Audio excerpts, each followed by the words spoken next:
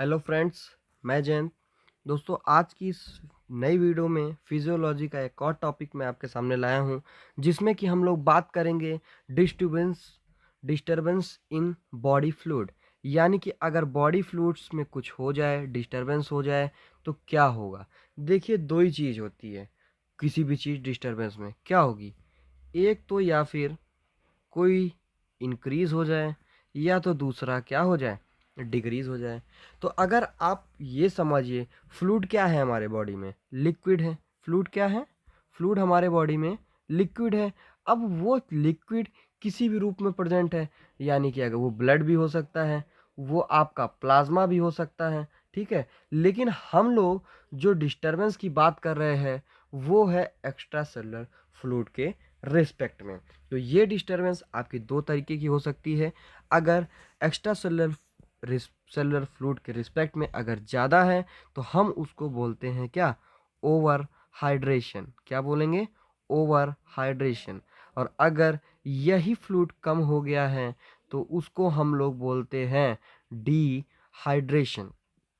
Dehydration का मतलब, D का मतलब लेस हो गया है, और हाइड्रेट मतलब कभी कभी या फिर मोस्ट कॉमनली गर्मियों में ये देखा जाता है कि लोगों को डिहाइड्रेशन हो जाता है, पानी की कमी हो जाती है। और डिहाइड्रेशन क्या है, कितने टाइप्स के डिहाइड्रेशन फिजियोलॉजी में हमको देखने को मिलता है, ये मैं बात करने वाला हूँ इस वीडियो में। तो वीडियो को स्टार्ट करने से पहले मैं आपसे रिक्वेस्ट करना चाहूँगा कि अगर आप इस चैनल पर नए हैं तो चैनल को सब्सक्राइब करिएगा, और इस वीडियो को ज़्यादा से ज़्यादा शेयर करिएगा, ताकि ये जानकारी और लोगों तक भी पहुंच सके। तो बात करते हैं कि कितने टाइप्स के डिहाइड्रेशन होते हैं। बात करें डिहाइड्रेशन की, आपका तीन टाइप का होगा। नंबर वन है आपका आइसोटोनिक डिहाइड्रेशन, और सेकेंड टाइप का जो डिहाइड्रेशन है, उसको हम लोग बोलते हैं हाइपरटोनिक डिहाइड्रेशन। क्या है? Hypertonic dehydration. और थर्ड वन है आपका हाइपोटोनिक डिहाइड्रेशन। क्या होता है हाइपरटोनिक, हाइपोटोनिक एंड आइसोटोनिक? तीनों के बारे में मैं बात करूंगा, किस किस कंडीशन में ये तीनों देखने को मिलते हैं। बात करें, सबसे पहले स्टार्ट करते हैं आइसोटोनिक डिहाइड्रेशन के बारे में।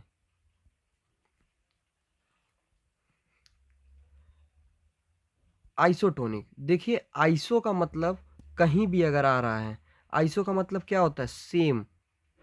चाहे ये साइंस में आए या फिर कहीं भी बोलते हैं हाँ ये दोनों आइसो हैं, आइसोमर है। आइसोमर केमिस्ट्री में पढ़ा होगा, आइसोमर क्या होते हैं? सेम होते हैं। किसमें? केमिस्ट्री में। तो यहाँ पे आइसोटोनिक डिहाइड्रेशन में होता है कि जो हमारे बॉडी से पानी की कमी तो हो ही रही है, और सोडियम की मेनली कमी होती है। इस आइसोटोनिक डिहाइड्रेशन में जो वाटर और जो सोडियम है, लॉस्ट तो होता है, लेकिन बट इन इक्वल अमाउंट, ठीक है। किसमें? इक्वल प्रोपोर्शन में दोनों की कमी होती है। ये नहीं कि पानी ज़्यादा कम हो गया है या फिर सोडियम कम है। तो इसका मतलब क्या पानी कहीं से शिफ्ट होगा? बिल्कुल नहीं। तो no shift of of H2O। क्यों नहीं होगा? ड्यू टू, देखिए इसका मतलब होता है ड्यू टू, इस सिंबल्स को याद रखिएगा। ड्यू टू आइसोटोनिसिटी, आइसोटोनिसिटी के कारण कोई एक्स्ट्रा सेलुलर फ्लूइड का जो ट्रांसफ़र है वो नहीं हो पाता। अब इम्पॉर्टेंट चीज़ कि आखिर कहाँ कहाँ ऐसी डिहाइड्रेशन देखने को मिलती है, किस किस बीमारी में, किस किस कंडीशन में। बात करूं अगर मैं, तो जीआई का फ्लूइड जब लॉस होता है, जीआई का फ्लूइड कब? जीआई का मतलब गैस्ट्रिक इंटेस्टाइनल का फ्लूइड, ठीक है। ये आपका कब लॉस होगा? जैसे कि डायरिया में देखने को मिलता है। क्या? डायरिया में।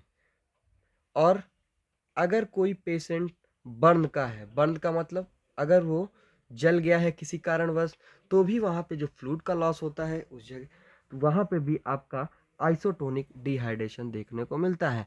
और थर्ड तरीके का जो एग्जाम्पल है वो है हीमो हीमोरेज। अब हीमोरेज का मतलब क्या है? क्योंकि आप लोग फर्स्ट ईयर के स्टूडेंट हैं। हीमोरेज का मतलब होता है, हीमो का मतलब होता है ब्लड, और रेज का मतलब होता है लॉस।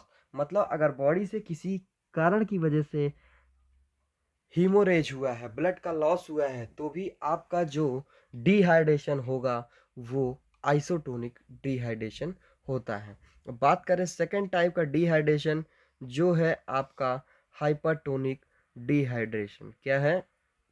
Hypertonic dehydration. कब देखने को मिलता है हाइपरटोनिक डिहाइड्रेशन? क्योंकि नाम में आ रहा है हाइपर, और टोनिक का मतलब जाहिर सी बात है डिहाइड्रेशन है, तो लॉस होगा या तो सोडियम या तो वाटर। हाइपरटोनिक डिहाइड्रेशन में आपका जो लॉस होता है यहाँ पे सिर्फ होता है किसका? वाटर का। किसका? ओनली वाटर का लॉस होगा। ठीक है, कहाँ से, किसके रिस्पेक्ट में हम लोग ने बात की थी? विथ रिस्पेक्ट नहीं, विथ रिस्पेक्ट नहीं बोलेंगे। हाइपरटोनिक में वाटर का लॉस्ट हो रहा है, only water lost from extra cellular fluid. तो आप एक बात बताइए, अगर बाहर से वाटर लॉस्ट हो रहा है, क्या हो रहा है? बाहर से वाटर लॉस्ट हो रहा है, तो हाइपरटोनिक कौन हुआ? एक्स्ट्रा सेलुलर फ्लूइड हो जाएगा ना। एक्स्ट्रा सेलुलर जो फ्लूइड है वो बिकम हाइपरटोनिक। और हाइपरटोनिक अगर कोई बन गया है, तो आप ये बताइए जो वाटर है वो कहाँ से जाएगा? वाटर आपका जो मूव होने लगेगा वो होगा इंट्रा सेलुलर फ्लूइड से। कहाँ जाने लगेगा? Extra cellular fluid.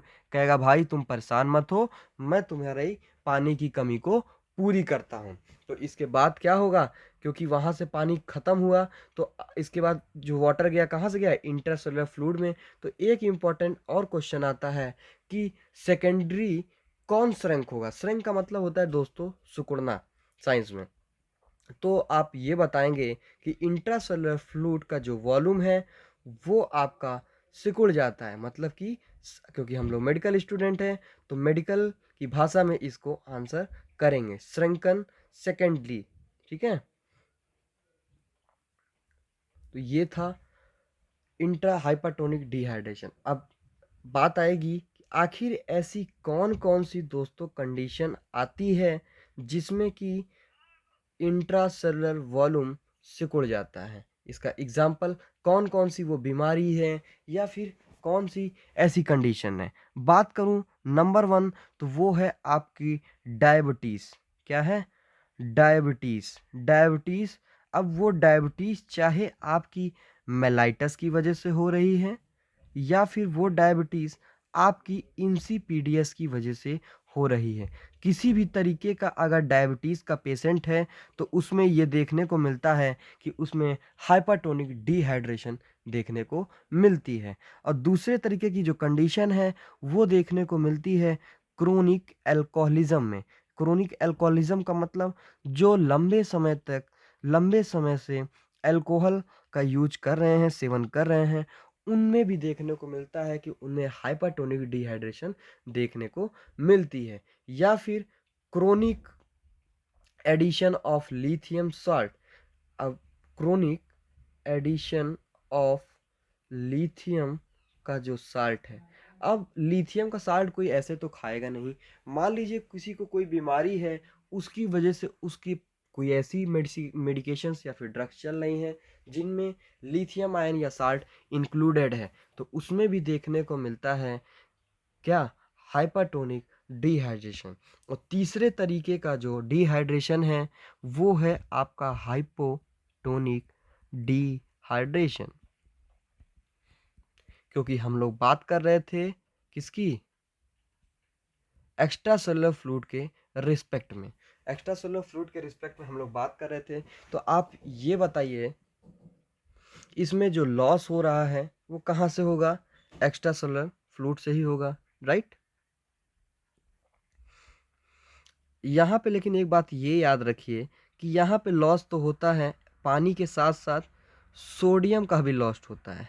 इस बार कहता है भाई पिछली बार तो मैं बच गए, तुम बच गए थे, लेकिन इस बार मैं जाऊंगा तो तुमको भी लेके जाऊंगा। लेकिन एक बात ये याद रखिए, दोनों लॉस हो रहा है, लेकिन सोडियम का जो लॉस है वो हाइयर होता है। क्या होता है? सोडियम का जो लॉस है वो क्या होता है? ज़्यादा होता है। और इस बार पिछली बार की जो कंडीशन थी वो उल्टी हो जाती है। इस बार एक्स्ट्रा सेलुलर जो फ्लूइड है वो क्या हो जाता है?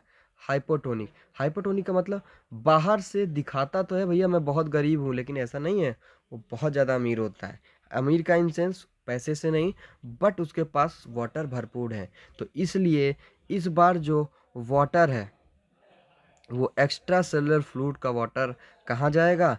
इंट्रा सेलुलर फ्लूइड में। अब आप एक बात बताइए, इस बार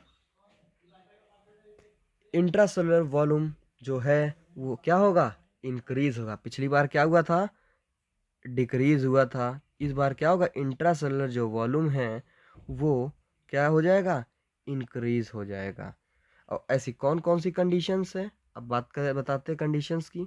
ये हैं, सिर्फ आपकी दो ही कंडीशन है जहाँ पे ये देखने को मिलती हैं। सबसे पहली है जो प्राइमरी हाइपो एल्डोस्ट्रोनिज्म, ये एक कंडीशन है जिसमें ये देखने को मिलती है। आगे जब आप हार्मोन्स और डिजीज पढ़ेंगे तब आपको पता चलेगा कि इस कंडीशंस को आखिर बोलते क्या हैं। और दूसरी जो कंडीशन है वो है आपकी प्राइमरी हाइपो एड्रीनो।